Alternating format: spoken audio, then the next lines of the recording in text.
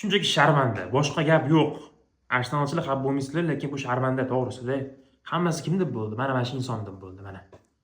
Ko'rib olinglar yaxshilab. Jigarlar tahlillar boshlashimdan oldin obuna bo'lib like bosib qo'yinglar. Men tushunmayapman, qanaqasiga 10 to'p o'tgan jamoaga qarshi Mikel Arteta yana xato qilmoqda. Agressiya yo'q, primitiv futbol va eng muhim narsa pressing yo'q. 10 to'p qolib ketgan Chelsea jamoasiga qarshi umuman pressing ko'rganim yo'q. Va o'yinchilarning xohishi ham xuddi yo'q bo'lgandek. Xuddi motivatsiya etishmayotgandek-da. O'rtoqlar, bu juda katta xato deb o'ylayman. Va qilingan almashuvlar, Joker tushdi, hech narsa o'zgartirgani yo'q.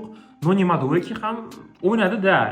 Faqatgina shu Saka, Madueke bir nima qilishdi, lekin qolgan o'yinchilardan hozir ishonch yoki motivatsiya ko'rganim yo'q o'rtoqlar. Moises Caicedoga esa faqatgina nima deya olaman. Bo'p turadi, lekin o'z paytida eng zo'ri hozir Caicedo. O'rtoqlar, nima deb o'ylaysizlar bu o'yin haqida o'zi? Chelsea chempion bo'ladimi yoki Arsenal? Meni o'ylashim bo'yicha Chelsea chempionlikka yaqinlashyapti baribir. Izohlatib.